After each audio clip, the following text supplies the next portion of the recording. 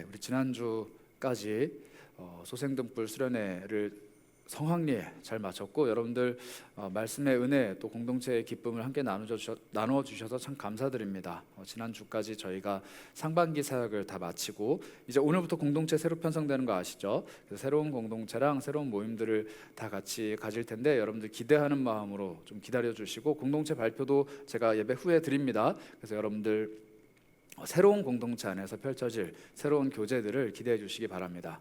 오늘부터는 저희가 위어 이너플이라는 새로운 시리즈를 시작합니다. 이너플이 도대체 뭐냐? 이너플이라는 새로운 이름을 여러분들과 좀 나누고자 하는데, 4주 동안 진행되는 이 설교 시리즈 꼭 기억해 주시고 같이 해주시고 마음을 좀 담아 주셨으면 좋겠어요. 우리 이너프 공동체가 이제 어떤 사역 정체성을 갖고 있는지, 특히 이너프 공동체 안에 있는 사람들, 넉넉한 사람들이라는 뜻의 이너플이라는 개념이 어떤 개념인지, 또 어떤 사람들인지를 함께 나눠보고자 합니다.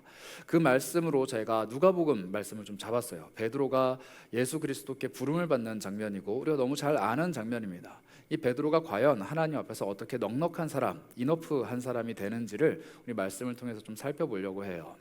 말씀을 전하기 전에 제가 한 화가를 좀 소개해드리려고 합니다. 여러분, 클로드 모네라는 사람 혹시 아시나요? 모네. 자매들은 좀 잘 아실 거예요. 이게 스타일이 좀 자매들이 좋아하는 화풍이어서, 이분이 제일 유명한 그림이 사실 수련 시리즈입니다. 연꽃이라고도 하는데, 그 한번 사진 보여주시겠어요? 이런 사진 보신 적 있죠? 백화점 화장실 가면 있습니다.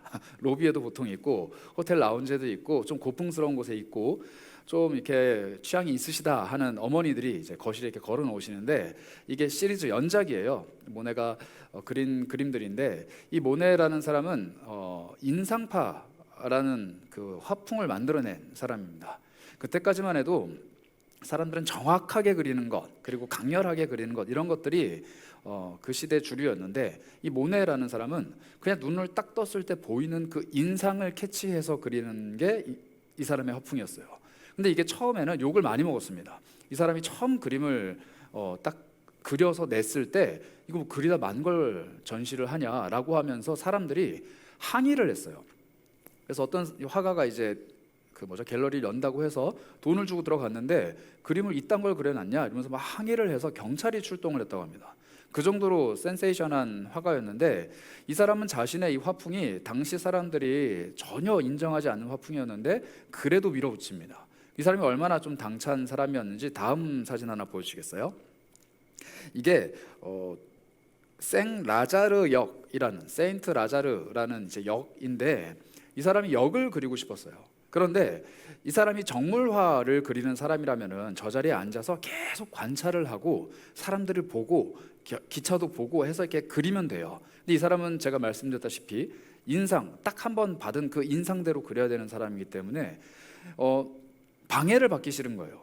그래서 이거를 그리기 위해서 어떤 대담한 짓을 하냐면 역장을 찾아갑니다. 근데 그냥 찾아간 게 아니고 옷을 갖춰 입어요. 아주 좋은 옷을 입고 귀금속도 하고 막 담배를 피면서 찾아갑니다. 그러면서 들어가자마자 이렇게 역장 나오라 그래 이래요. 그래서 당황스러운 역장이 나와요. 나 모네라는 사람인데 알지? 라고 해요. 근데 이 사람이 몰라요. 모르는데 안다고 대답을 해요. 쫄아가지고. 그래서 나 이제 앞으로 그림 그릴 건데, 내가 지금 이 역을 그리려고 하는데 허락도 안 받아요. 내가 이쪽 면을 그릴지 저쪽 면을 그릴지 고민 중이다, 이렇게 얘기를 해요. 그러니까 이 역장이 좀 당황을 합니다. 이 사람이 얼마나 대단한 사람이길래 이러나. 근데 그냥 밀어붙여요. 그래서 내가 지금 고민스러우니까 역을 일단 폐쇄를 해라. 기차 역을 폐쇄를 하라고 요청을 해요. 그래서 역장이 그냥 얼떨결에 알겠다고 합니다. 그래서 실제로 역을 폐쇄를 해요. 그리고 모네가 이렇게 보다가 여기가 좋겠다 하고 앉아가지고 이제 그림을 그리는데, 또 역장을 불러요. 불러서 나 지금 그 기차에서 연기가 나오는 걸 그리고 싶은데 연기 좀 뿜어라, 이렇게 얘기를 해요. 그래서 역장이 석탄 가져와 해갖고 잔뜩 해갖고 막 연기를 팔팔팔 캤어요. 그걸 그린 게 이 그림입니다. 근데 이때까지만 해도 모네는 인정받는 화가가 아니었어요. 그냥 화가였습니다. 이 사람이 이렇게 당차고 자신의 그림에 자신이 있었는데, 이 사람이 어떻게 이렇게 당찬 그림을 그릴 수 있었는가? 이 사람 인생이 좀 쉽지가 않았어요. 사진 내려주셔도 되고요. 이 사람이 25살 때 이제 결혼 비슷한 걸 해요. 결혼이 아니기 때문에 결혼 비슷한 거라고 표현을 드립니다. 이 사람은 귀족인데 까미유라는 여성과 사랑에 빠져요. 이 사람이 25이고 그 여성이 18살, 7살 차이입니다. 그러니까 보통 뭐 천재들이나 좀 괜찮은 사람은 보통 7살, 8살 이렇게 차이가 나게 결혼을 해요. 이거는 뭐 좋은 거예요. 그런데 어쨌든 결혼을 하는데 이 여성이, 이 사람은 조금 그래도 나름대로 있는 집안 사람인데 여성이 너무 천한 출신이다 보니까 집안이 반대를 해요. 그래서 아들을 낳거든요. 장이라는 아들을 낳는데 아들을 낳고도 3년 동안 같이 못 살아요. 그래서 집안 사람들한테 우리 헤어졌다라고 하고 그냥 따로 지내면서 계속 그 관계를 유지합니다. 그러면서 이 사람이 이제 그림을 그리기 시작하는데 그럴 수밖에 없었던 이유가 이 사람 자체는 너무 가난했어요. 그러니까 집안은 잘 사는데 그림 그리느라고 돈을 벌 수 있는 뭐가 없다 보니까 좀 가난하게 그림을 그렸습니다. 그래서 집안에서 용돈을 줘야 그림을 그릴 수 있는 거예요. 3년을 열심히 그리면서 아까 말씀드렸다시피 이런 모험적이고 도전적인 그림을 그리지 않으면 팔리질 않는 거예요. 그래서 이런 그림들을 막 그리는데 그 까미유라는 여인이 헌신적으로 이 모네를 도와줍니다. 천한 출신이다 보니까 힘든 일을 하는데 그 일한 돈을 가지고 물감을 사다 주고 이 사람을 격려해 주고 혼자 아들을 키우면서도 이 모네를 끊임없이 응원을 해줘요. 그래서 모네가 막 그림을 그려서 3년 만에 성공을 좀 합니다. 그래서 그림을 팔면서 수입이 어느 정도 생기니까 폭탄 선언을 하죠. 나 사실 안 헤어졌다. 이러고 집을 나가버려요. 그리고 그 여자랑 이제 정식적으로 결혼을 합니다. 그런데 어려웠어요. 어려운데 형이 많이 이렇게 도와줍니다. 그래서 이 형제가 둘 다 사기꾼 기질이 있어요. 어떻게 사기를 쳤냐면 경매를 붙입니다. 그 동생이 작품 출품을 해요. 근데 그림이 이상하잖아요. 사람들이 안 사는 거예요. 근데 형이 돈이 좀 있으니까 갑자기 높은 가격을 확 불러버려요. 아무도 안 사요. 그리고 그게 낙찰이 돼요. 근데 신문에는 이 모네라는 사람의 그림이 얼마의 낙찰 이렇게 돼버려요. 그럼 모네가 돈을 받잖아요. 다시 형한테 돌려줘요. 이렇게 해가지고 몇 번 낙찰을 시키니까 사람들이 착각을 해요. 이 사람이 뭔가 있나 보다, 대단한가 보다 해갖고 인상파가 그래서 갑자기 유행을 하기 시작합니다. 그래서 프랑스 전역에 이 모네라는 사람의 그림 화풍이 확 유행을 하면서 인기를 많이 얻어요. 그런데 인생 자체가 논란의 연속이에요. 계속 논란이 있고 또 심지어 가정이 조금 이제 그 그림이라는 것은, 화랑이라는 것은 이 귀족들의 문화다 보니까 이 사람의 출신이나 이런 것들은 뭐 흠잡을 데가 없는데 부인이 늘 걸리는 거예요. 그래서 막 논란이 많은데 이 사람은 늘 당차게 그거를 돌파해 나갑니다. 그리고 여성은, 그 까미유라는 여성은 계속 그 모네를 지지해 주죠. 그래서 모네가 자신의 그 아내 까미유를 한번 그렸는데 이렇게 그렸어요. 한번 보여주시겠어요? 파라솔을 든 여인이라는 그림인데 굉장히 아름답죠. 이게 사실 유명해요. 자신의 아내 까미유이고 그 왼쪽에 있는 게 장이라는 큰아들입니다. 저 그림을 그리고 나서 3년 뒤에 까미유가 죽어요. 둘째를 낳고 회복을 잘 못해서 모네가 보는 앞에서 죽습니다. 그래서 모네가 너무 큰 슬픔을 가진 나머지 자신의 아내의 그 인종을 앞둔 모습을 그림으로 그려요. 왜냐하면 그 아내의 모습을 남겨놔야 되니까. 그래서 그 그림을 그리면서 아내가 너무 수척하고 너무 힘겨워하니까 친구한테 보석을 가져오라고 막 요청합니다. 그래서 그 아내한테 목걸이를 걸어주고 그걸 그린 그림도 되게 유명해요. 그런데 그만큼 아내를 사랑했는데 나중에 저 아들도 죽습니다. 아들도 형이 화학 공장을 운영했는데, 모네의 형이, 그 사기꾼 형이 그 화학 공장에 취직을 해서 이제 그 일을 해요. 근데 화학 제품이 몸에 안 좋잖아요. 그래서 모네의 아들과 그 형의 딸이 동시에 병에 걸립니다. 무슨 병이 한번 옮은 것 같아요. 그런데 형이 모네의 아들, 그러니까 조카가 자기 딸에게 병을 옮겼다라고 오해를 해서 연을 끓여버려요. 둘 다 죽거든요. 그러니까 조카도 죽고 아들도 죽고, 그 모네는 형까지 잃어버리고 자신의 모든 사람들을 다 잃어버리는 거예요. 그래서 이 모네가 아내를 잃은 슬픔 때문에 한동안 그림을 못 그립니다. 그림도 못 그리고 제대로 뭔가를 할 수 없는 상황에 이르러요. 그러던 나머지 살다가 사람들이 이제 권유를 해서 재혼을 해라 차라리 해서 재혼을 합니다. 그리고 재혼을 하고 그 여인과 그 여인이 원래 데리고 있었던 딸과 이렇게 사는데 이 남자가 좀 나쁜 남자예요. 원래 아내를 못 잊어요. 그래서 그 다음번 그림을 한번 그리는데, 다음 그림 한번 보여주시겠어요? 비슷하죠? 근데 뭐가 없어요? 아들이 없어요. 그리고 또 뭐가 없는 줄 아세요? 여성의 얼굴이 없습니다. 첫 번째 사진에는 까미유가 자신을 바라보면서 놀란 표정이 딱 보여요. 그런데 이게 사실 그 재혼한 여인의 큰딸, 수양딸을 놓고 그린 거거든요. 근데 딸을 그리는데 첫 번째 아내가 생각이 나는 거예요. 그래서 못 잊고 저렇게 그립니다. 어떻게 보면 로맨티스트인데 둘째 부인 입장에서는 굉장히 나쁜 남자죠. 근데 결국 둘째 부인도 죽어요. 그리고 딸도 죽습니다. 모네만 끝까지 살아남아요. 그리고 끝까지 살아남은 모네가 자기 인생에 이 뭐라 그럴까요? 이 영감을 주는 뮤즈들이 다 사라지고 내 인생에 그 예술적인 가치들 혹은 인사이트를 주는 것들이 다 없어졌다라고 한탄을 하다가 뭘 발견했냐면 아까 제가 처음 보여드렸던 그 수련을 발견한 거예요. 그 수련의 그림을 그리면서 결국 백내장을 앓습니다. 근데 백내장 수술을 했는데 또 실패해가지고 눈이 안 보여요. 눈이 안 보이니까 눈에 보이는 대로 그린 게 그 수련 그림이에요.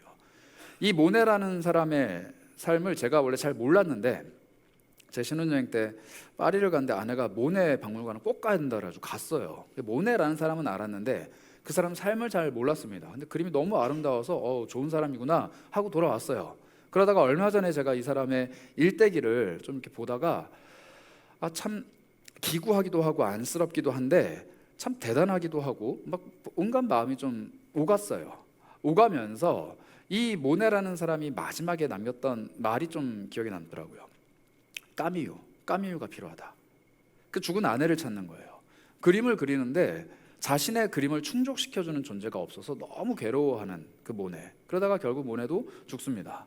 모네는 자기 인생에 찾아왔던 소중한 사람들 그리고 자기 인생에 중요한 사람들이 다 먼저 죽었습니다. 형도 죽고 조카도 죽고 아들도 죽고 아내도 죽고 수양 딸도 죽고 다 죽어요. 그리고 본인만 제일 끝까지 살아남는 그런 삶을 살았습니다. 제가 왜 이 모네의 인생을 여러분들께 좀 이렇게 장황하게 말씀드리느냐? 예술가들은 뮤즈라고 보통 부르는데 우리의 삶에도 그게 좀 필요해요. 예술가들이 뭔가 새로운 창작 활동이나 새로운 것들, 그 사람들은 사실 예술이 삶이니까 삶을 이어가기 위해서는 끊임없이 나에게 공급해주는 무언가가 필요해요. 그런데 이거는 비단 예술가뿐만 아니라 모든 사람이 갖고 있습니다. 모든 사람들이 내 삶을 재미있고 행복하게 살려면 그걸 충족시켜주는 무언가가 필요해요. 여러분들 그런 거 혹시 있으신가요? 누구는 취미라고 말하기도 하고 누구는 애정하는 것들이라고 얘기하긴 하는데 나는 이것만 보면 두근두근하고 이것 때문에 내 삶이 좀 충족을 얻고 이것 때문에 나는 그래도 살아갈 힘이 있다라는 것들. 그런데 이게 점점점 사라져요. 나이가 들고 삶이 좀 이렇게 뭐랄까요? 조금씩 어른이 돼가면서 사라집니다. 단순히 취미가 없어지는 건 아니고 단순히 내 삶이 좀 이렇게 낭만이 사라지는 건 아니고 그냥 사라져요. 왜냐하면 오늘날을 살아가는 현대사회가 우리한테 그 뮤즈, 인사이트, 충족을 어디서 얻으라고 하냐면 소비에서 얻으라 그래요. 여러분 그거 교묘합니다. 오늘날의 현대사회는 모든 것들을 여러분들이 소비하는 것에서 충족을 얻는다라고 얘기해요. 물론 그렇게 얘기하진 않아요. 그런데 사회가 그렇게 되어 있어요. 우리가 돈을 쓰면서 무언가를 할 때, 돈을 지불하고 무언가를 살 때, 돈을 내고 어떤 서비스를 받고 내가 돈을 통해서 뭔가를 할 때 충족을 얻는다라고 오해를 해요. 그렇게 사회가 우리를 만들어가요. 그리고 그 돈이 없기 때문에 나는 충족을 못 받는다라고 오해하게끔 만들어요. 그리고 그 오해는 결국 뭘 불러일으키느냐? 여러분들 지갑을 열고 그 돈을 누군가에게 쓰게 만들죠. 소비하게 만든다는 거예요. 이 세상이 사람을 바라볼 때 오늘날의 현대사회, 특히 문명화가 되고 자본주의가 있고 자유민주주의가 있는 모든 사회는 다 돈을 소비하는 것에 혈안이 되어 있습니다. 내 것을 소비하는 게 아니라 저 사람의 것을 소비해서 나에게 넘어오게 하는 것. 이걸 경제활동이라고 하면 할 수 있겠지만 사실 거의 대부분의 활동들이 돈으로 환산이 되잖아요. 심지어는 사람의 생명도. 이런 사회를 살아가는 우리가 이 모네처럼 마음이 척박해질 수밖에 없어요. 왜냐하면 여기 있는 거의 대부분, 저를 포함한 대부분은 돈이 없거든요. 나를 충족시킬 만한 돈이 없어요. 그뿐만 아니라 돈이 있어도 나를 충족시킬 수 없습니다. 왜냐하면 돈으로 지불하고 사는 것들은 늘 한계가 있거든요. 이건 나를 충족시켜줄 수가 없는 거예요. 그래서 마치 그 까미유가 죽어버린 모네처럼 우리는 충족이 안 되는데 자꾸 뭘 찾아요. 새로운 아내를 찾거나 새로운 뮤즈를 찾거나 새로운 인사이트를 얻을 수 있는 무언가를 계속 찾아 헤매는데 내 마음은 정작 충족이 안 되는 상태. 이걸 우리는 공허하다 혹은 내 마음속이 텅 비어있다라고 표현을 합니다. 여러분들 뭘 해서 최근에 이런 마음들을 좀 채워보셨나요?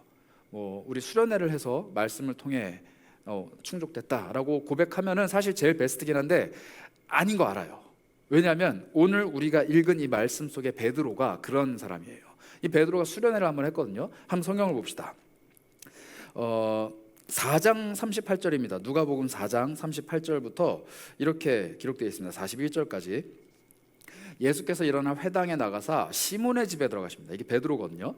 시몬의 장모가 중한 열병을 앓고 있었습니다. 사람들이 그를 위하여 예수님께 구하니까 예수님이 가까이 가서 서서 열병을 꾸짖으셨어요. 그랬더니 병이 떠나가고 시몬 베드로의 장모님이 벌떡 일어났습니다. 고침을 받은 거죠. 그리고 그 예수님의 일행들을 섬겨요. 수종을 듭니다.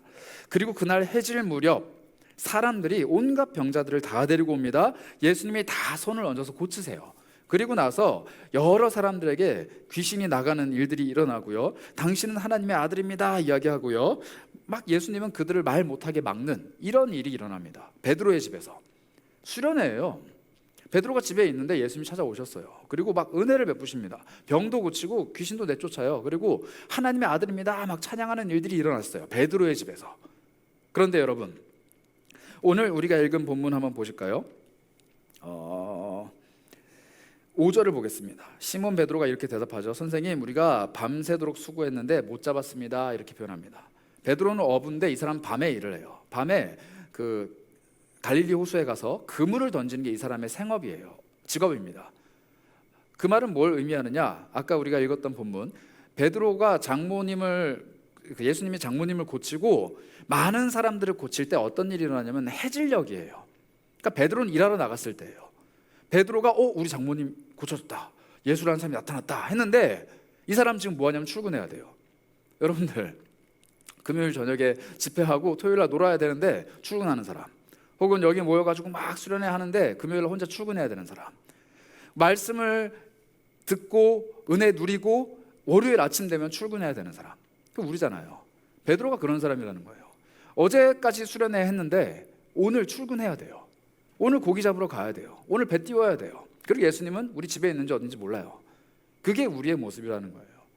여러분, 말씀으로 은혜를 누린다. 물론 주일날 이렇게 우리가 말씀 누리고 같이 나누고 하나님의 은혜 막 누립니다. 그런데 여러분들 삶으로 돌아갔을 때, 학교를 가고 출근을 하고 돈을 벌고 공부를 하고 내 삶을 살아낼 때 말씀의 은혜가 거기까지 막 침범해 오고 말씀의 은혜 때문에 내 삶에 힘이 있고 막 내가 그것 때문에 막 너무 넘쳐나는 은혜로 살아가는 경험 날마다 하시길 축복하지만 사실 쉽지 않잖아요.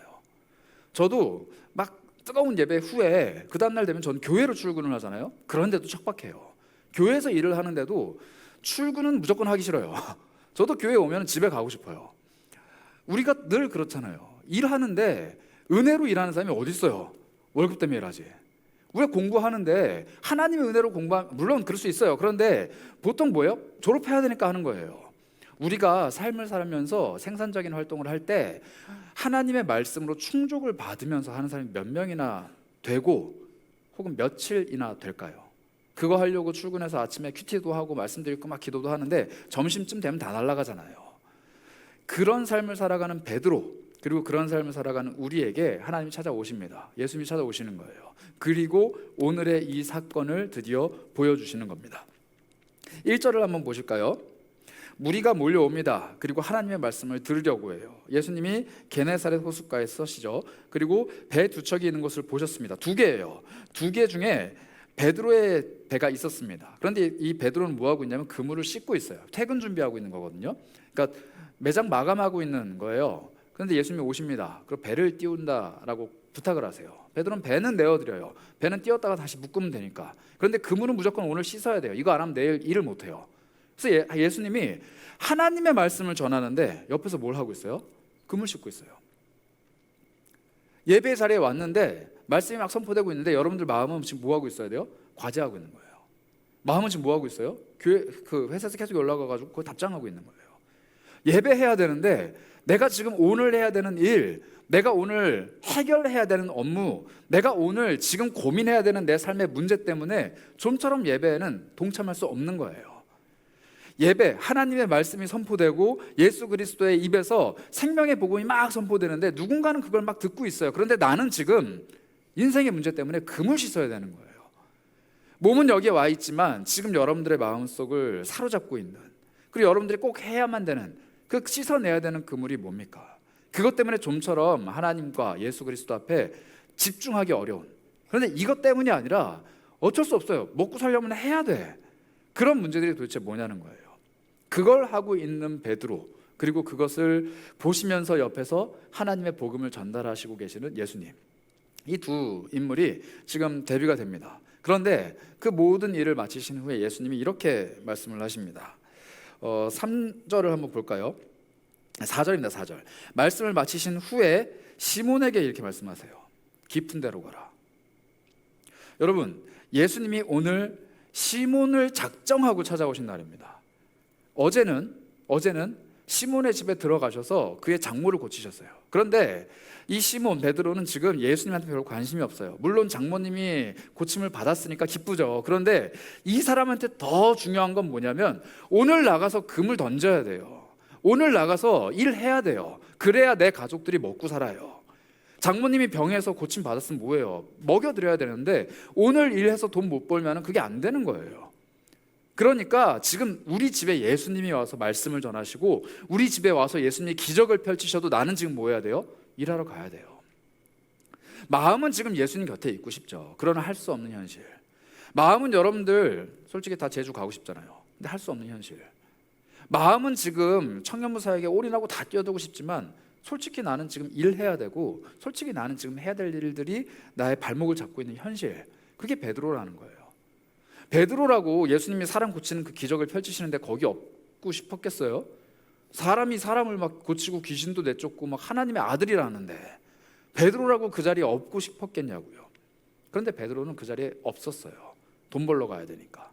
그 다음날 그분이 자기한테 찾아와서 말씀 전하시는데 베드로라고 그 설교 듣고 싶지 않았겠냐고요. 그런데 그물을 씻어야 돼요. 왜냐하면 내일 또 돈 벌어야 되니까. 그런데 이 딜레마에 빠진 베드로에게 예수님이 이틀씩이나 연속으로 찾아오십니다. 그 전날도 찾아오시고 그 다음날도 찾아오셔서 베드로한테 굳이 배 좀 달라 그러고 베드로한테 굳이 깊은 데로 가서 그물을 던지라고 해요. 예수님은 수많은 병자들을 고치셨지만 이날만큼은 베드로를 염두에 두고 찾아오셨습니다. 이날만큼은 베드로에게 찾아오신 거예요. 그런데 어디로 찾아오셨느냐?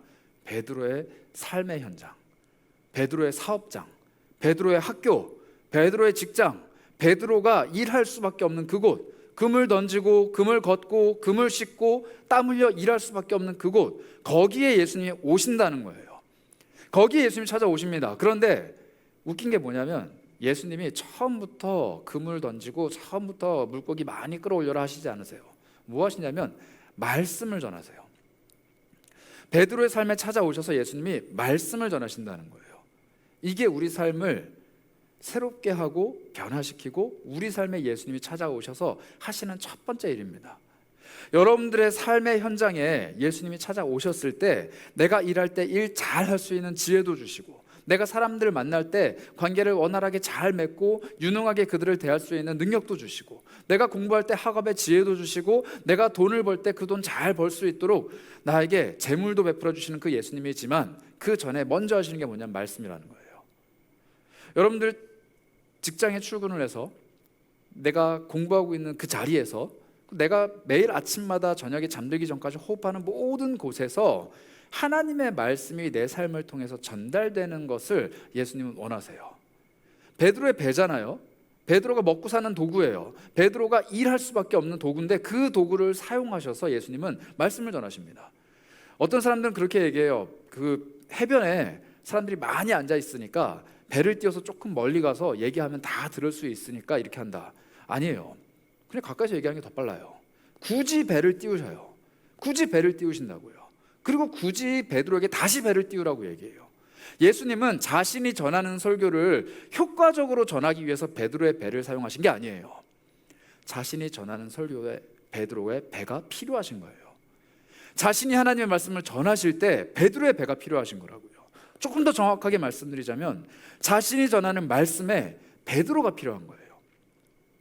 예수님이 우리의 삶에 집중하시는 이유도 여기에 있습니다. 여러분들이 살아가는 삶이 하나님은, 예수님은, 성령님은 필요하시다고 얘기를 해요. 내가 하고 있는 일이, 내가 가지고 있는 정체성이, 내가 갖고 있는 나만의 삶이 예수님은 필요하다고 말씀하세요. 그거 없이도 일하실 수 있는 분인데 그게 필요하다고 말씀하시는 거예요. 너가 살고 있는 삶을 나를 위해서 좀 내줄 수 있겠느냐? 너가 오늘 밤에도 허탕을 쳤지만 너가 먹고 살기 위해 띄울 수밖에 없는 그 배를 나를 위해서 좀 내줄 수 있겠느냐? 네가 오늘 가는 직장과 네가 오늘 마주하는 사람들과 네가 오늘 하고 있는 학업과 네가 함께하고 있는 가족들을 나를 위해서 내줄 수 있겠느냐 물어보시는 거예요. 그리고 그거에 순종할 때 예수님은 거기서 뭘 하시느냐? 말씀을 전하기 시작합니다. 하나님의 말씀이라고 성경은 얘기해요. 그리고 그 말씀을 사람들이 듣기 시작해요. 우리의 삶에 예수님이 찾아오셔서 내 삶을 달라 사용하겠다라고 말씀하실 때는 우리는 흔히 착각을 해요.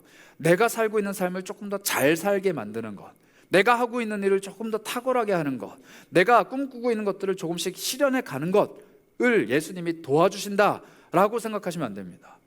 내 삶을 하나님께 드린다라는 것은 예수 그리스도께서 원하시는 대로 내 삶을 사용하시는 거예요.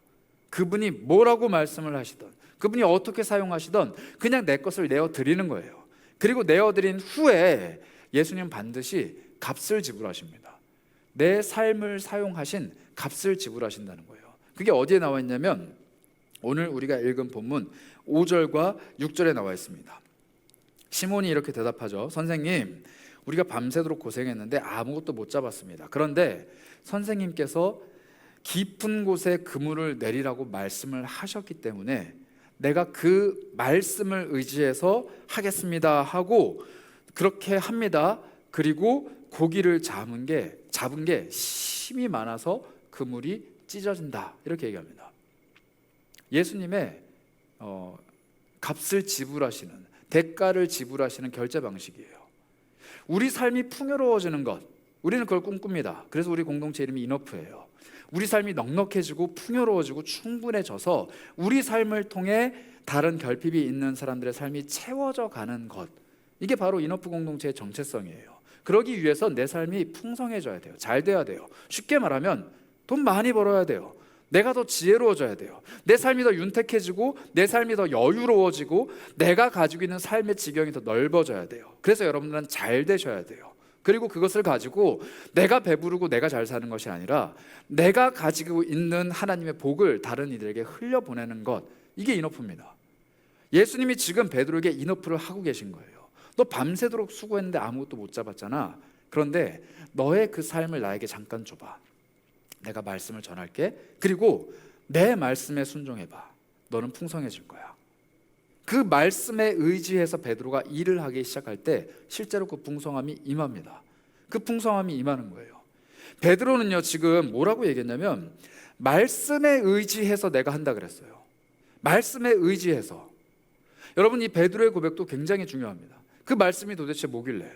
그 전날 자기 집에서 기적을 베푼 사람이거든요. 저 같으면 이렇게 얘기했을 거예요. 어제 우리 장모님 고쳐주신 거 보니까 당신 대단한 사람 같은데 우리 장모님 고쳐주셨으니까 내가 그 말 한번 믿어보겠습니다, 이렇게 얘기할 것 같아요. 실제로 내 앞에 기적을 보여주셨으니까, 우리 집에서 온갖 일들을 하셨으니까 그 일, 그 팩트, 현상만 가지고도 나는 당신을 믿을 수 있습니다 라고 말할 것 같은데 베드로는 그렇게 얘기하지 않았어요. 당신이 말하는 것을 들어보니까 당신은 대단한 사람입니다. 선생님, 이렇게 얘기합니다. 이 선생님이라는 표현은 성경에 아무 데도 나오지 않아요. 누가복음에만 나옵니다. 제자들이 예수님을 향해 쓰는 독특한 표현이에요. 벌써 베드로는 마음속에 변화가 일어나기 시작했어요. 이 사람은 대단한 사람이구나. 정말로 사람들이 얘기하듯이 하나님의 아들일 수도 있겠구나. 근데 그 사람이 지금 나에게 이야기하는구나. 두근두근한 마음으로 고백을 하는 거예요. 선생님, 제가 할게요. 선생님의 말씀에 의지해서 제가 하겠습니다. 그리고 실제로 그물을 던지죠. 이 성경 속의 이야기들, 이 성경 속에는 수많은 이야기들이 있는데 거의 모든 이야기들이 하나님의 말씀에 의지해서, 특히 예수 그리스도의 말씀 때문에 자기 삶이 넉넉해지는 사람들의 이야기입니다. 제가 몇 가지 좀 예를 들어볼까요? 누가복음 7장 12절부터 13절을 보겠습니다. 누가복음 7장 12절부터 13절인데요. 나인성 과부의 이야기입니다. 성문에 가까이 이를 때 한 사람들이 죽은 사람을 메고 나오니 이는 한 어머니의 독자요 그 어머니는 과부라. 그 성에 많은 사람들도 그와 함께 나오거늘 주께서 과부를 보시고 불쌍히 여기사 울지 말아라 라고 말씀하십니다. 아들이 죽었어요. 근데 외아들이에요. 그리고 이 아들을 잃은 어머니는 과부입니다. 남편도 없는 거예요. 제가 아까 말씀드렸던 모네랑 비슷한 처지가 된 거예요. 남편도 없어지고 아들도 없어진 이 여인, 안 우는 게 이상해요. 이 여인이 우는 거는 온 천하에 있는 수많은 사람들이 다 공감할 거예요. 이 여인이 우는 모습을 보면 자신의 아들의 시신을 부여잡고 그 관을 붙잡고 울고 있는 어머니를 보면서 누가 측은지심을 안 느끼겠어요? 근데 예수님은 비인격적이자 사이코패스예요. 울지 말라 그래요. 울지 말라고 하십니다. 왜 울어? 울지 마. 이렇게 얘기하세요. 왜요? 해결할 수 있는 분이기 때문에. 아들을 살려냅니다. 그리고 그 아들을 주죠. 이걸 할 수 있는 분이니까 우리한테 뭐라고 얘기하시느냐? 울지 말라 그래요. 우리 인생에 찾아오셔서 예수님은 공감하십니다. 불쌍히 여기시고 측은히 여기세요. 그런데 거기서 끝나는 게 아니에요. 울지 말아라 라고 말씀하십니다. 내 인생을 바꾸실 수 있는 분이기 때문에, 넉넉하게 하실 수 있는 분이기 때문에 울지 말라고 말씀하세요. 근데 그 말씀을 듣지 않는 사람들은 그 말씀에 순종할 수 없고, 그 말씀을 듣지 않는 사람들은 아들이 살아나는 기쁨을 누리지 못하는 거예요. 울지 말라 그러는데 뭐예요? 이러고서는 그냥 울면서 그 아들 묻으러 가잖아요. 그럼 그 아들은 그냥 죽는 거예요. 근데 울지 말라고 할 때 그 말도 안 되는 이야기에 주목하고 귀를 기울이고 그분의 말씀대로 이루어지리라라는 믿음의 소망을 갖기 시작하면 그 일이 이루어집니다. 베드로도 마찬가지예요. 깊은 데 가서 그물을 던져라 라고 말씀하신 그 말씀을 의지해서 던지는 거예요. 밤새도록 했는데 안 됐지만 오늘 한번 더 던지는 거예요. 말씀 때문에. 그런데 그 일이 일어나요. 우리도 마찬가지예요. 말씀에서 이야기하는데 이것을 그냥 그렇구나 하고 넘어가면 이거는 흘러가는 말씀입니다. 근데 이 말씀이 나에게 찾아오셔서 해라 라고 하셨을 때 할게요 라고 하면 이 말씀대로 내 삶에 이루어지는 거예요. 그런데 너무나도 많은 사람들이 말씀대로 하지 않아요. 말씀입니다. 알겠습니다. 묵상도 하고 큐티도 해요. 그럼 막 올려요. 나눠요. 이렇게 다 이야기합니다. 그런데 안 해요. 말씀이 내 삶에 이루어지리라는 소망 자체가 없는 거예요. 왜냐하면 말씀을 통해서 내 삶이 충족된다라는 생각을 전혀 할 수 없기 때문에 다른 걸 찾는 거예요. 마치 모네가 다른 그 어떤 여자로도 충족할 수 없어서 죽은 아내만 계속 그리워하듯이 말씀이 나에게 끊임없이 말씀하시는데 내가 충족시켜 줄 수 있다, 내가 변화를 줄 수 있다라고 하나님이 끊임없이 얘기하시는데 알겠어요. 그런데 나는 지금 이게 필요해요. 알겠어요. 그런데 나는 지금 이게 원해요. 나는 이걸 해야 돼요. 이게 나를 충족시켜 줄 수 있어요. 계속 그것만 보는 거예요. 그리고 그게 안 되니까 나는 결핍해요. 나는 우울해요. 나는 눈물이 나요. 나 좀 어떻게 좀 해주세요. 이 얘기를 계속하는 거예요. 말씀은 늘 예수 그리스도가 나를 충족시켜 줄 수 있는 충분한 분이다라고 얘기하는데 나는 늘 자꾸 다른 걸 찾으니까 예수로 충만해지는 것을 전혀 경험하지 못하는 겁니다. 울지 말아라 라고 하는데 눈물이 어떻게 안 나요? 이게 없는데. 그물을 던져라. 그물을 어떻게 던집니까? 나 이거 해봤는데 안 되는데. 이렇게 얘기하는 거죠. 비단 고통뿐만 아닙니다. 제가 또 하나 말씀을 보여드릴까요? 요한복음 4장 13절과 14절인데요 사마리아 여인의 이야기예요. 또 여인이 나오죠. 그 사마리아 여인의 질문에 예수님이 이렇게 대답하십니다. 예수께서 대답하여 이르시되 이 물을 마시는 자마다 다시 목이 마르겠지만 내가 주는 물을 마시는 사람은 영원히 목마르지 않을 것이다. 내가 주는 물은 그 속에서 영생하도록 솟아나는 샘물이다. 이렇게 얘기하십니다. 이게 무슨 말이냐면 예수님이 물을 달라 그래요. 사마리아 여인이 조금 이렇게 뭐랄까요, 새침하게 얘기를 하죠. 당신은 물 없는데 난 물동이 가지고 있는데 왜 나한테 이렇게 달라 그래요? 당신 유대인이면서? 라고 얘기를 해요. 이 말 무슨 말이냐면은 나는 지금 이 물을 떠서 마실 수 있어요. 근데 당신은 못 마시잖아요. 그런데 뭐 어떻게 나를 충족시켜 줄 수 있어요? 라는 질문이에요. 근데 예수님이 이 대답을 하신 거예요. 이 물을 마시는 사람은 다시 목마를 거다. 우리가 지금 나를 충족시켜 줄 수 있는 것을 아무리 찾아 헤매도 다시 목마를 거예요. 여러분들 1억 천금을 벌어도 그 돈 다 쓰면 목말라요. 여러분 정말로 학수고대한 일들이 일어나도 그거 사라지고 나면 목말라요. 여러분들이 정말 원하는 관계, 원하는 직장과 원하는 어떤 자리를 내가 성취를 해도 나중에 또 목말라요. 그런데 예수가 주는 영원한 생명수는 결코 목마르지 않다라고 말씀만 하십니다. 예수님은 그 여인에게 물을 준 적이 없어요. 말씀만 하세요. 그런데 그 여인이 어떤 일을 하느냐, 자신이 그토록 닫고 있었던 인간관계를 활짝 열기 시작합니다. 자신이 피해 다녔던 그 마을 사람들을 찾아가서 복음을 전해요. 내가 메시아를 만났다. 그리고 그 사람들이 예수께로 돌아 나오죠. 엄청난 일이 일어납니다. 예수님은 말씀만 했어요. 그 여인한테 물을 떠서 준 적도 없고 그 여인에게 어떤 엄청난 은혜를 베푸신 적도 없습니다. 말씀만 했어요. 그런데 그 여인이 변화를 받아요. 하나님의 말씀은 이렇게 우리를 충족시켜주는 힘이 있다는 거예요. 이것뿐만 아닙니다. 삭개오라는 사람이 있는데요, 여러분들 한번 보실까요? 누가복음 19장 5절인데요. 삭개오 아시죠? 키가 작은 삭개오. 삭개오가 뽕나무 위에 올라가서 예수 그리스도를 기다립니다. 그때 예수님이 이렇게 말씀하세요. 삭개오야, 속히 내려와라. 내가 오늘 너와 함께 식사하고 너의 집에 거하겠다. 삭개오야, 내려와라. 이렇게 얘기하십니다. 삭개오야, 내려와라. 이게 중요해요. 예수님은 우리에게 뭘 요청하시느냐? 내가 지금 여기에 올라가면 해결될 것 같고, 내가 지금 세리장으로서 형제들과 자매들과 민족을 다 배신하고 돈만 추구하고 큰 부자가 되면 해결될 것 같았는데 아무것도 안 되어 있는 삭개오, 그런 삭개오 같은 우리에게 찾아오셔서 얘기하시는 거예요. 내려와라. 그거 아니라고. 네가 지금 쫓아가고 있는 그 방향, 너가 지금 올라가고 싶어하는 그 사닥다리, 너가 지금 얻고자 하는 그 부와 명예와 너의 모든 꿈들을 잠깐 내려놔라. 그리고 나한테로 와라. 내가 너와 함께 교제하고 내가 너에게 이야기하겠다. 그리고 그것을 통해서 삭개오는 진정한 만족을 얻게 되죠. 예수님 아무것도 안 하셨어요. 그냥 그 집에 가서 식사하시고 말씀만 하셨습니다. 오늘 구원이 이 집에 임했다. 이 말씀만 하세요. 그런데 삭개오 인생이 완전히 뒤바뀝니다. 말씀만 하시는 거예요. 너가 지금 쫓아가고 있는 모든 것들 다 내려놔라. 내려와라. 그만둬라. 나와 함께 대화하자. 이런 예수님의 촉구, 우리들을 향해서 계속해서 다가옵니다. 여러분들에게도 아마 이런 예수님의 말씀이 계속 임하실 거예요. 그런데 저는 여러분들을 보면서 꿈꿉니다.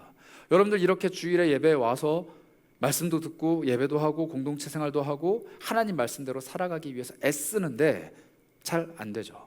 잘 안 돼요. 왜냐하면 우리의 삶이 어쩌면 이런 사람과 같을 수도 있기 때문이에요. 니고데모라는 사람인데요, 마가복음 10장 20절과 21절을 보겠습니다. 니고데모라는 사람이 찾아왔는데 그 사람이 물어봐요. 예수님, 내가 어떻게 영생을 얻을 수 있습니까? 하나님 말씀 다 지키면 돼. 이렇게 얘기해요. 근데 이 사람이 이렇게 대답합니다. 그가 여짜오되, 선생님, 나 이거 어렸을 때부터 다 지켰는데요. 난 모태신앙이고 난 교회생활 열심히 했고 난 봉사도 열심히 했고 죄도 안 지었는데요. 그런데 내 마음의 갈급이 해결이 안 되는데 어떻게 해야 됩니까? 그때 예수님이 이렇게 답변을 하시는 거예요. 예수님이 그를 보시고 뭐라고, 어떤 마음을 가지시나요? 사랑하신대요. 그리고 이렇게 말씀하십니다. 한 가지 부족한 게 있어. 가지고 있는 걸 다 팔아서 가난한 자들한테 나눠줘. 그리고 나를 따라와. 이렇게 얘기하십니다. 여기서 여러분들, 이 사람이 부자기 때문에 부자들에게 하신 말씀이라고 착각하면 안 돼요. 가지고 있는 것들을 팔아서 다 나눠줘라 라는 표현이 부자가 돈 많으니까 하는구나, 아니에요. 우리에게도 요구가 됩니다. 이게 바로 인어프예요. 내가 너에게 은혜를 줬을 때 그 은혜를 다른 이들에게 나눠줘. 그 은혜를 다른 이들에게 흘려보내. 그 은혜가 너의 삶에서 머무는 것이 아니라 넘쳐나게 자꾸 나가야 돼. 그리고 너는 나를 따라와. 그러면 너의 갈급함이 충족될 거야. 너가 갖고 있는 인생의 고민이 해결이 될 거야. 지금 가지고 있는 것, 움켜쥐고 있는 것, 지금 내가 쫓아가는 그 모든 것들을 포기하라는 게 아니에요. 여러분 오해하시면 안 돼요. 여러분들의 꿈과 여러분들의 생활과 여러분들의 삶을 포기하라는 이야기가 아닙니다. 그걸 가지고 다른 이들에게 나눠주라는 거예요. 사마리아 여인이 예수를 만났을 때 그 여인은 마을에 찾아가서 사람들에게 이야기합니다. 삭개오가 예수를 만났을 때 자기 삶에 모았던 모든 것들을 팔아서 사람들에게 나눠줍니다. 자기 재산의 절반까지도 다 내줘요. 그리고 니고데모가 예수께 그런 삶을 요청받습니다. 그런데 니고데모는 어떻게 해요? 고민하면서 돌아갑니다. 그가 부자였기 때문에 고민한다, 이렇게 얘기합니다. 결국 니고데모는 나중에 깨달아요. 예수님이 십자가에서 돌아가셨을 때 저분이 하신 말씀이 이거구나, 자신의 삶을 다 내어주신 저분이 이걸 말씀하신 거구나 라고 깨닫습니다. 그리고 그분의 시신을 찾아와서 장사를 지내죠. 니고데모는 결국 예수 그리스도의 제자가 됩니다. 그런데 이때 당시까지만 하더라도 이 말씀이 뭔지를 이해하지 못했고 순종하지 못했어요. 어쩌면 우리는 이 삭개오와 니고데모와 베드로와 사마리아 여인과 이런 수많은 사람들의 모습 앞에서 갈팡질팡하면서 쫓아가고 있는지 모르겠어요. 예수께서 우리에게 끊임없이 내가 너를 충족시켜 줄 수 있어, 내가 너를 만족시켜 줄 수 있어, 너의 삶에 변화를 줄 수 있고 네가 원하는 것, 그것이 아니라 내가 원하는 것으로 너의 삶을 채울 수 있어 라고 말씀하시는데 늘 고민하는 거예요. 부자이기 때문에 고민하는 것처럼 내가 가지고 있는 게 얼마 없지만 이거 아니면 안 되기 때문에 늘 고민하는 거예요. 근데 예수님 말씀하십니다. 나눠줘라, 흘려보내라, 다른 이들에게 줘라. 그러면 내가 또 채워줄게. 이 일체의 비결, 삶의 비결을 청년의 때 배웠으면 합니다. 그래서 우리가 이너프라는 정체성을 붙잡는 거예요. 우리 삶은 너무 짧아요. 너무 허무해요. 그래서 우리는 더더군다나 이걸 배워야 돼요. 움켜쥐고 살기에는 우리 삶이 너무 짧습니다. 우리가 우리 것이라고 고집 부리며 살기에는 우리 삶이 너무 짧아요. 그래서 시편에는 이렇게 고백을 합니다. 시편 89편 47절인데요. 허무한 인생을 이렇게 고백을 합니다. 내 때가 얼마나 짧은지 기억하소서. 주께서 모든 사람을 어찌 그리 허무하게 창조하셨는지요. 여러분들 젊잖아요. 그런데 어떻게 될지 몰라요. 오늘 우리 자매가, 지영 자매가 기도한 것처럼 너무나도 말도 안 되는 일들이 일어나고 있는 이 세상 속에서 내 삶이 길다라고 누가 자부합니까? 너무 말도 안 되는 일들이 벌어지고 있는 이 사회 안에서 내 삶이 만족을 누린다라고 누가 자부해요? 할 수 없다는 거예요. 내 인생이 길게 남아있다? 나는 지금 20대니까 한 60년 살겠지? 누가 그래요? 누가 그렇게 얘기하냐고요? 아무도 모르는 게 내 삶이에요. 그래서 어떻게 해야 되느냐? 시편 42편 1편은 그런 삶의 자세를 이렇게 우리에게 소개합니다. 하나님, 사슴이 시냇물을 찾기에 갈급한 같이 내 영혼이 주를 찾기에 갈급합니다. 사슴은 시냇물을 마음껏 찾아 돌아다닐 수 없는 동물입니다. 언제 흉악한 동물이, 사냥꾼이 자신을 노리고 달려들지 모르기 때문에 숨어있는 게 익숙한 동물이에요. 조용히 박혀있는 게 익숙한 동물이에요. 그런데 이 동물이 목이 마르니까 시냇물을 찾아서 이리저리 헤매는 거예요. 위험을 무릅쓰고 이리저리 헤매다닙니다. 그리고 반드시 그 시냇물을 찾아냈을 때는 마시겠죠. 우리 인생이 그렇다는 거예요. 이 세상 너무 척박하고 너무 괴롭고 너무 위험한데 살아가는 동안에 내가 안전하기 위해서 움켜쥐고 내가 안전하기 위해서 무언가를 자꾸 모으는 것이 아니라 이 시냇물을 찾는 그 사슴의 마음으로 하나님께서 주시는 충족, 예수의 그 만족을 얻기 위해서 이리저리 자꾸 하나님 찾는다는 거예요. 이게 우리들의 살아가는 삶의 정체성이라는 겁니다. 우리가 그런 삶을 살아갈 때 예수는 반드시 우리의 삶을 채우십니다. 반드시 우리의 삶을 채우세요. 그래서 아까 우리가 읽었던 본문으로 다시 돌아가면은 시몬 베드로의 말씀대로, 말을 하는 대로 당신의 말씀에 의지해서 내가 이걸 합니다 라고 하면 예수님 반드시 그걸 하십니다. 그래서 예수님의 말씀으로, 하나님께서 베푸시는 은혜로 충분해지는 사람들, 그게 바로 우리가 함께 나누고자 하는 새로운 정체성, 이너풀이라는 거예요. 우리 마지막 사진 한번 보여주시겠어요? 참 잘 만든 것 같아요. 우리 청년부의 한 자매가 장명을 해주셨는데 제가 참 마음이 많이 공감이 됐습니다. 이너프를 누리는 사람들, people이라는 뜻에서 이너풀이에요. 여러분들 좀 생소한 표현이지만 이게 그리스도인들의 정체성이자 우리 청년의 정체성이 됐으면 좋겠어요. 여러분, 젊을 때 하나님으로 충분한 삶을 살아가는 법을 못 배운 채로 평생을 산다면 그것만큼 비극이 없습니다. 여러분들 지금 이제 직업을 가져야 되고 또 가지면 그 직업을 어떻게 더 잘 개발하고 내가 이 길을 어떻게 더 잘 걸어갈지 배워야 되는 시기예요. 내가 어떻게 먹고 살아야 되는지를 고민하는 시기잖아요. 내가 어떻게 살아가야 되는지 내 인생을 두고 고민하는 시기라고요. 중고등부 때는 멋 모르고 헌신하고 멋 모르고 은혜 받아요. 하나님 내 삶 드립니다 막 해요. 그런데 뭘 드려요? 출근해야 되는데 뭘 드리냐고요. 내가 드릴 수 있는 건 고작 그냥 예수님 설교하시게 배 내어드리는 정도예요. 그런데 예수님이 말씀하실 때 내가 가지고 있는 모든 것들을 내어드릴 수 있는 사람, 내가 가진 그물을 말씀대로 던지고, 이 나중에 베드로가 그물과 배를 버려두고 예수를 쫓아가거든요. 내가 가지고 있는 모든 것들을 내어드릴 수 있는 사람은 반드시 그걸 해본 사람만 할 수 있습니다. 여러분들이 20대 30대 젊은 시절에 그 비결을 배워야 돼요. 못 배운 채로 40대 50대 60대 돼보세요. 잃을 게 많아지면 못해요. 그 배 안에 아들도 있고 딸도 있고 내 사업체도 있고 가정도 있고 버릴 수 없는 수많은 것들이 차곡차곡 쌓여 있는데 예수님께 그거 내어드릴 수 있는 용기 더 없어져요. 내 그물 빨리 손질하지 않으면 내가 오늘 벌어서 오늘 먹고 살아야 되는데 이거 끊기는데 이 걱정, 그 걱정이 있는데 예수님께 내 그물을 내어드리고 마음껏 던지시라고, 나 말씀대로 해보겠다고 헌신할 수 있는 용기 없다는 거예요. 여러분들이 이 시기를 놓치면 힘들어요. 나중에 언제 이걸 다시 한번 깨닫는 줄 아세요? 아플 때. 죽을 고비 넘길 때, 재정이 너무 어려워서 하나님 아니고서는 도저히 안 될 때, 그럴 때 울며 불며 다시 오는 거예요. 젊을 때 그거 못 배우고 신앙의 초년생 때 그 용기를 못 가지고 평생을 그냥 신앙인이지만 용기 없이, 충만함 없이, 충족함 없이 그냥 신앙을 유지하면서 살다가 인생에 더 이상은 예수 아니면 아무것도 안 될 때 울며 불며 되돌아온 인생을 사시겠어요? 아니면 예수께서 주시는 끊임없는 공급으로 늘 충만한 인생 사실래요? 여러분들에게 감히 도전하고 여러분들에게 감히 불을 던집니다. 배우세요. 그리고 그 인생을 살아보세요. 이 세상은 예수로 충만하게 살아가는 사람들이 너무 많아요. 그리고 그 사람들은 자신이 벌어들이는 소득이 아니라 하늘로부터 오는 은혜로 살아갑니다. 그 사람은 자기 직업의 정체성이 아니라 그리스도인이라는 하늘의 정체성으로 살아갑니다. 그 사람들은 사람들이 주는 만족이 아니라, 이 세상의 만족이 아니라 예수가 주는 만족으로 살아간다는 거예요. 근데 그걸 평생 못 배우고 살아가는 그리스도인들이 너무 많아요. 그날 그 자리에는 베드로만 있었던 건 아닙니다. 수많은 사람들이 있었어요. 허다한 무리가 있었습니다. 그러나 예수님은 베드로를 부르셨고 베드로는 그의 제자가 됐죠. 그리고 베드로는 셀 수 없는 많은 기적들을 경험하며 그분이 자신을 충족시켜주는 유일한 참 하나님의 아들 예수 그리스도라는 걸 배워가기 시작합니다.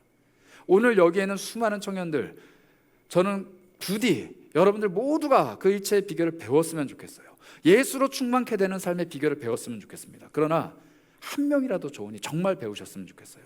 하나님 앞에 내 삶을 내어드리고 헌신하고 거기에서 하나님이 말씀하시도록 만들고 그 말씀 끝에 베풀어 주시는 하나님의 답, 하나님의 충만함, 하나님이 채워주시는 것을 경험하는 사람이 있었으면 좋겠어요.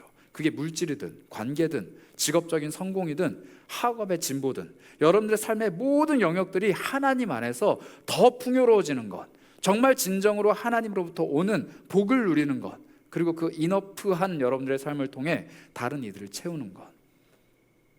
언제까지 우리는 내가 가지고 있는 작은 것들 십시일반 모아서 크게 만드는 것에 만족하며 살까요? 우리 공동체는 그렇게 약한 공동체가 아닙니다. 여러분들의 삶은 십시일반의 한 숟가락이 아니에요. 여러분들의 삶은 하나님께서 베풀어 주신 복의 근원이 될 겁니다. 너는 복이 될지라 하나님 말씀하셨고 그래요 나는 복이 될 겁니다 라고 순종하는 사람에게 하나님 복을 주실 거예요. 그리고 그 수많은 복들이 차고 넘치면 우리는 여기에 있는 몇몇 청년들이 힘을 모아서 몇몇 힘을 만드는 것이 아니라 하나님의 복을 세상 가운데 보여줄 수 있는 진정한 이너프 공동체가 될 수 있습니다. 그래서 꿈꿉니다. 여러분들 정말 잘 되셨으면 좋겠어요. 세상의 기준이 아니에요. 오해하시면 안 돼요. 돈 많이 벌라는 축복 아닙니다. 여러분들 승승장구하라는 축복 아니에요. 여러분들 잘 되라는 축복 아니에요. 여러분들의 삶에 예수가 말씀하시고 예수가 일하시기를 바란다라는 축복이에요. 정말 오해하시면 안 돼요. 오늘 기도할 때 주님 나 돈 많이 벌게 해주세요. 직장 잘 되게 해주세요. 학업 이런 거 하지 마시고 주님 나는 내 삶을 고작 금을 던지고 물고기 끌어올리고 물고기가 많이 올라오면 내 인생은 축복받은 인생이고 물고기가 안 잡히면 내 인생은 망한 인생이고 이렇게 착각하면서 살았는데 내가 금을 던지고 있는 이 배가 예수님의 말씀을 전하실 수 있는 배군요. 그리고 그 삶이 이 배에만 있는 게 아니라 내 삶 자체가 그런 복된 인생이라면 이제 나한테 더 이상 이 필요 없군요. 내려놓고 예수를 쫓아갈 수 있는 용기, 그 용기를 여러분들이 배우셨으면 좋겠다는 거예요. 8월에 한 달을 시작하며 여러분들에게 불을 던집니다. 이너프한 사람의 정체성을 꼭 여러분들 삶으로 체득하셨으면 좋겠어요. 그리고 예수로 인해 충만하다 고백하셨으면 좋겠습니다. 우리가 인생이 너무 허무해요. 정말 인생이 너무 허무해요. 오늘날을 살아가는 수많은 사람들이 정말 말도 안 되는 삶 속을 살아가는데 우리만큼은, 그리고 우리를 마주하고 있는 수많은 사람들만큼은 우리 삶을 풍요롭게 하시고 충만케 채워주시는 예수를 고백하는 삶이 될 수 있기를 축복합니다. 여러분들 그래서 정말 진심으로 축복합니다. 예수로 충만해지셨으면 좋겠어요. 예수가 주시는 충만함을 누리셨으면 좋겠습니다. 우리가 아무리 어려운 시기를 지나가고 아무리 내 인생에 소망이 없다 할지라도 나에게 모든 것을 베풀어 주시고 충만케 하시는 그 예수 그리스도, 그분과 함께 동행하며 내 삶이 풍성해지셨으면 좋겠어요.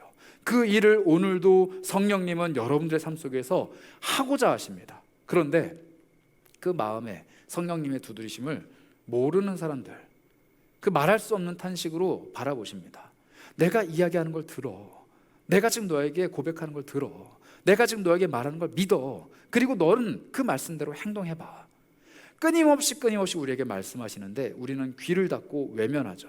그리고 내가 원하는 방식대로 내가 충족되기를 바라요. 그래서 성령은 오늘도 마음을 두드리시며 탄식하시며 고백하십니다. 내가 너에게 고백하는 음성을 들으라. 여러분들 이제 앞으로 기도 많이 하시고 그 음성 들으셨으면 좋겠어요. 어떤 일을 앞두고 있든 무엇을 마주하든 기도하세요. 그리고 들으세요. 하나님이 나에게 이거를 원하시는구나. 들으셔야 됩니다. 그리고 그 음성에 순종하시고 반응해 보세요. 하나님이 여러분들의 삶을 풍성하게 채워주실 거예요. 세상이 이렇게 흘러가고 저렇게 흘러가고 내 인생이 이쪽으로 가고 저쪽으로 가고 상관없어요. 하나님이 하시는 방향이 내 인생에 시작된다는 거예요. 그 용기, 그 믿음 여러분들의 삶에 풍성하게 임하시기를 축복합니다. 그래서 오늘 우리 찬양했으면 좋겠는데요. 허무한 시절 지날 때 찬양 한번 반주해 주시고 우리 한번 먼저 기도했으면 좋겠습니다. 우리 삶에 너무나도 허무한 시절들이 흘러 지나갑니다. 우리 가사 한번 띄워주시겠어요? 함께 묵상하고 기도하고 찬양했으면 해요. 우리 인생이 정말 허무합니다. 너무 짧아요. 여러분들의 청년의 때는 더 짧습니다. 그런데 그 길을 지나갈 때 우리는 한숨 쉬면서 지나갈 수밖에 없는데 탄식하시면서 바라보시는 성령님이 여러분들을 주목하십니다. 그리고 말씀하시죠. 내가 너를 내버려 두지 않는다. 너는 나 없이 살아가는, 부모 없이 살아가는 그런 고아와 같은 존재 아니다. 내가 너와 영원히 함께 할 거다. 허무맹랑한 이야기 같으시면은 여러분들은 믿음이 없는 거예요. 그런데 예수를 믿는 믿음이 있는 사람들은 이 고백, 이 탄식을 들으셔야 합니다. 그리고 그것을 신뢰하고 믿음으로 붙잡을 때 성령님은 오늘도 여러분들의 삶에 역사하실 거예요. 그래서 기도합시다. 우리 이렇게 기도했으면 좋겠어요. 잠시 각자 묵상하며 기도할 텐데요. 하나님, 내 삶에 말씀하시는 예수 그리스도를 내가 누리기 원합니다. 내 삶에 찾아오셔서 내가 기대하는 바, 내가 원하는 바가 아니라 하나님의 뜻대로 말씀하시고 내 삶을 이끌고 가실 예수 그리스도를 기대합니다. 내 안에 살아계신 성령님, 나에게 말씀하여 주시고 내 마음을 두드려 주시고 내 안에 넉넉한 충족을 채워 주시옵소서. 우리 그런 마음으로 잠시 우리 성령님을 의지하며 기도하도록 하겠습니다. 기도합니다. 주님, 은혜 베풀어 주시기 원합니다. 우리 안에 하염없는 은총 베풀어 주시고 살아계신 하나님의 은혜를 채워주시고 성령님의 음성을 우리에게 들려주시기 원합니다. 우리 마음속에 찾아오신 그 성령님, 우리 마음속에 채워주시는 그 성령님, 우리에게 말씀하시는 그 성령님, 탄식으로 다가오시는 그 성령님을 우리가 예민하게 받아들이기 원합니다. 의지하기 원합니다. 이 시간 성령께서 함께하여 주시고 우리 청년들 한 사람 한 사람의 심령을 어루만져 주시옵소서. 함께 찬양합니다. 허무한 시절 지날 때, 허무한 시절 지날 때, 깊은 한숨 내쉴 때, 그런 풍경 보시며 탄식하는 분 있네. 고와 같이 너희를 버려두지 않으리. 내가 너희와 영원히 함께하. 다시 한번 찬양합니다. 허무한 시절 지날 때, 허무한 시절 지날 때, 깊은 한숨 내쉴 때, 그런 풍경 보시며 탄식하는 분 있네. 고와 같이 너희를 버려두지 않으리. 내가 너희와 영원히 함께하리라. 성령이 오셨네. 성령이 오셨네. 성령이 오셨네. 내 주에 보내신 성령이 오셨네.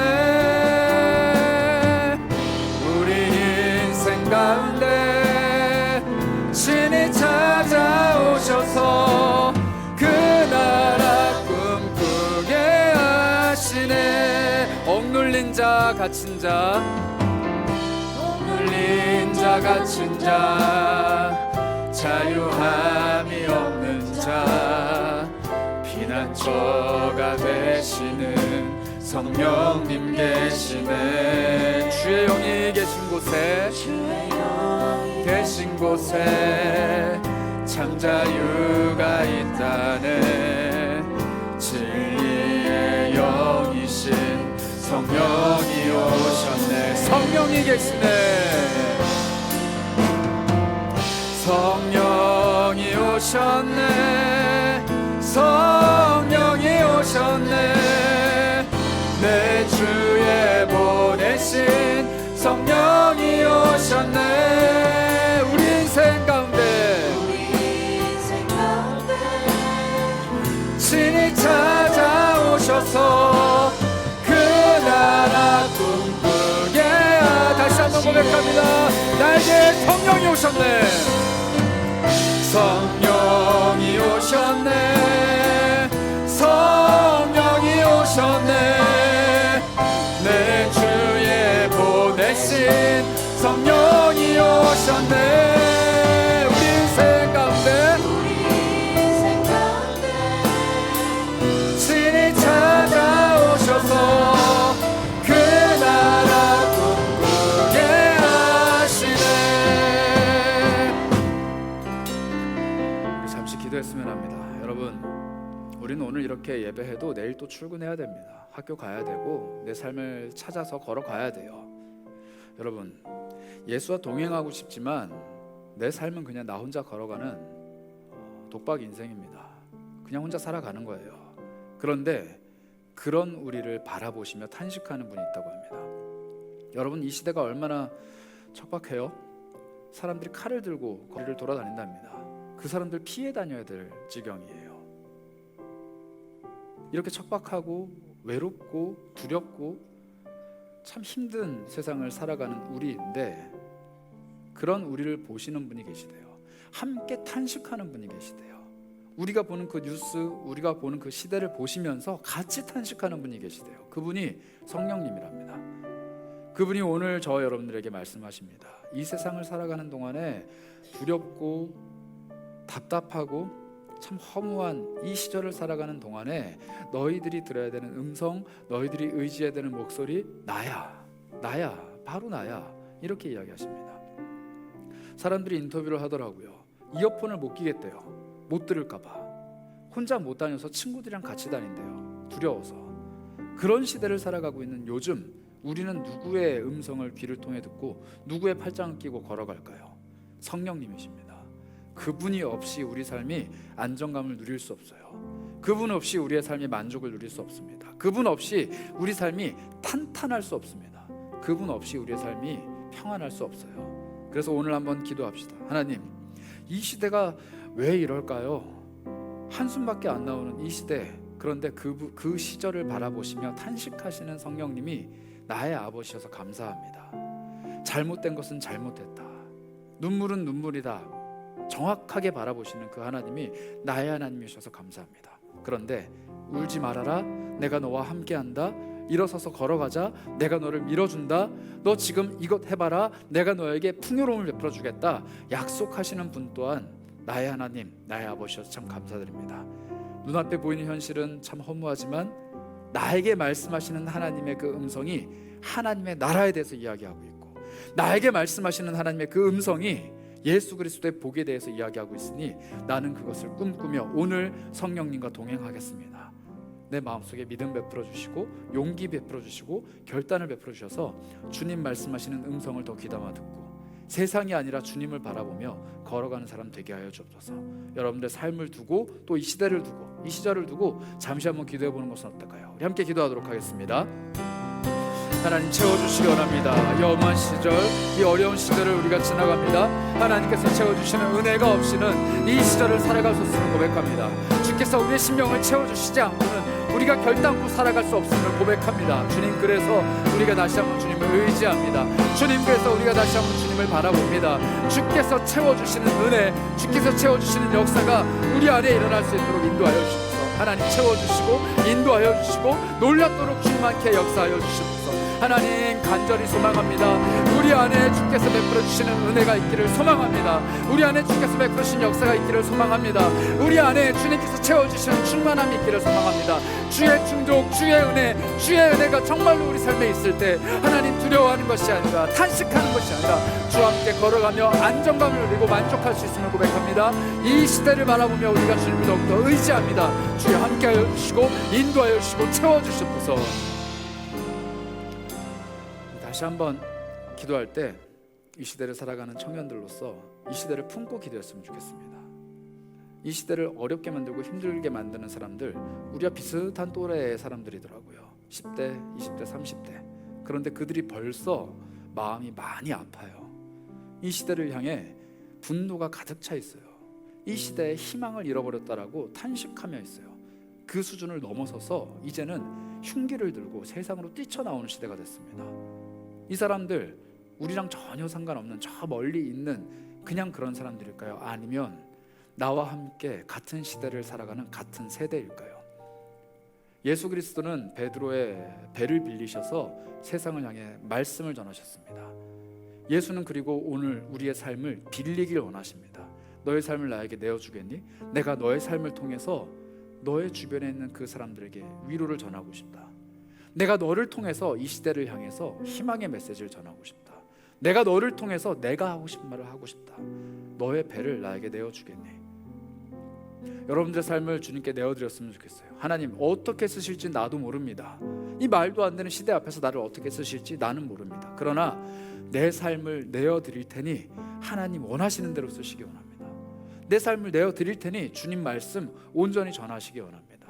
내 작은 배도 주님의 말씀을 담을 수 있다면, 내 작은 삶도 주님의 말씀을 담을 수 있다면, 내 작은 심령도 주님의 말씀을 담을 수 있다면 주님 사용하시옵소서. 내가 기꺼이 내어드리겠습니다. 이 시대를 위해, 주님을 위해, 하나님 나라를 위해 내가 내어드릴 테니 내 삶을 마음껏 사용하여 주옵소서. 우리 이런 마음으로 결단하시며 여러분들의 배를 주님께 내어드리는 건 어떨까요? 우리 함께 기도하도록 하겠습니다. 하나님 내어드립니다. 주님께 내 모든 것 내어드립니다. 내 삶의 영역, 내 삶의 모든 순간순간, 내가 꿈꾸고 계획하는 모든 것들, 내 삶의 전부를 주님께 내어드립니다.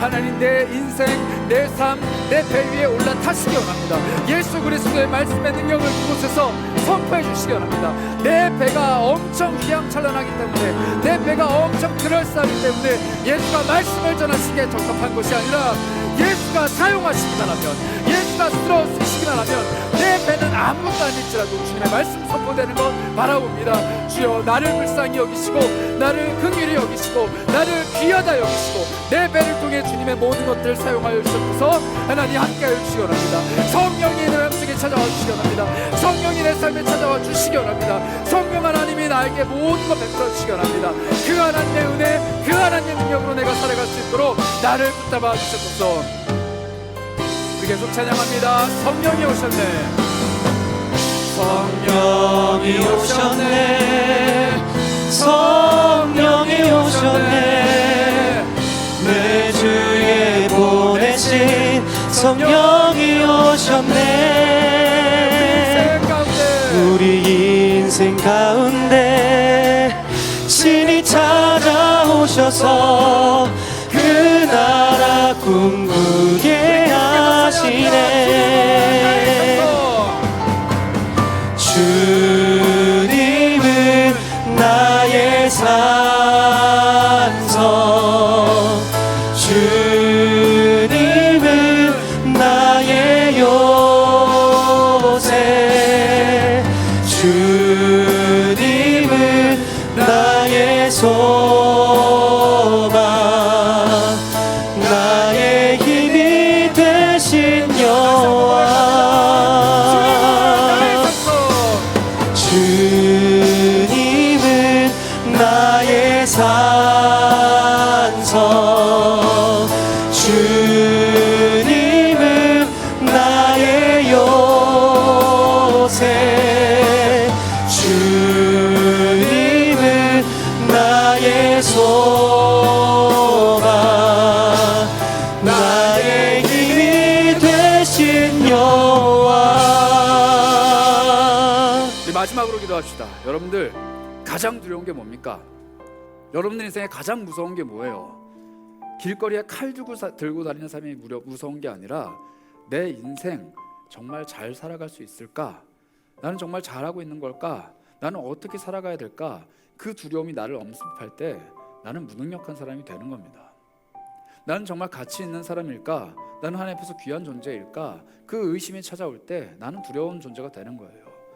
불안과 의심과 염려, 이것들은 사탄이 우리의 삶을 무가치하게 만드는 데 사용하는 비법입니다. 그래서 오늘 선포하며 기도하셨으면 좋겠어요. 하나님, 내 배가 휘황찬란하기 때문에 주님이 거기에서 말씀 전하시는 게 아니라 내어드리기만 하면 거기서 말씀을 전하시는군요.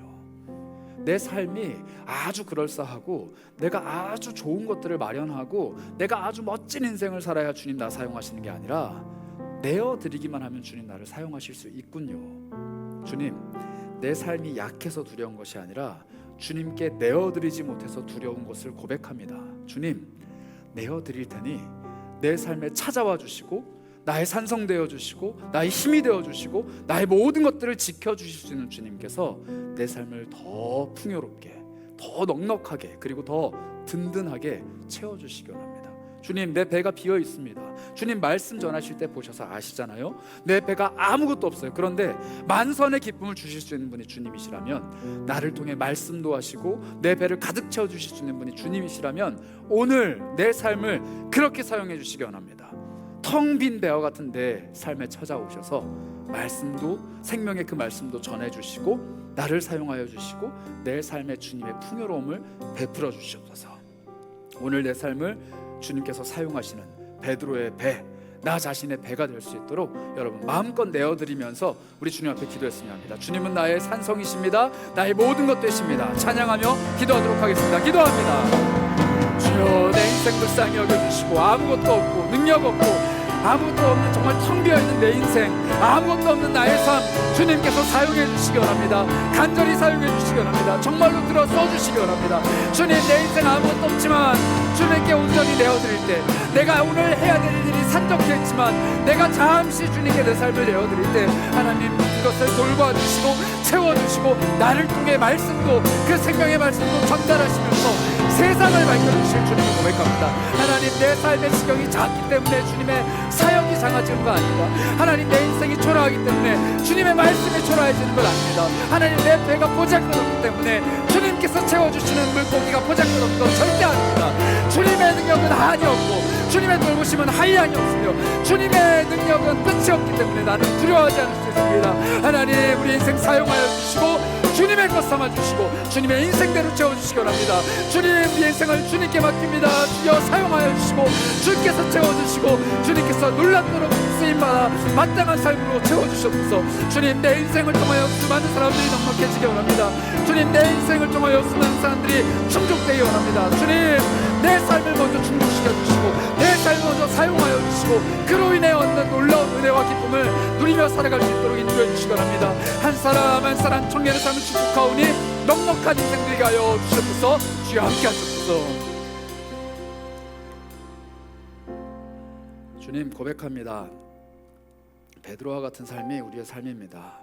하나님의 말씀의 은혜를 누리고 싶지만, 하나님의 그 기적의 삶을 체험하고 싶지만, 오늘 우리는 또 다시 나가서 일해야 됩니다. 삶을 살아내야 되고 그물을 던져야 되고 그 그물을 걷어 올리며 빈 그물 앞에서 씁쓸함을 느껴야 됩니다. 그리고 그 그물을 손질하느라 주님께는 조금 가까이 다가가기가 어렵습니다.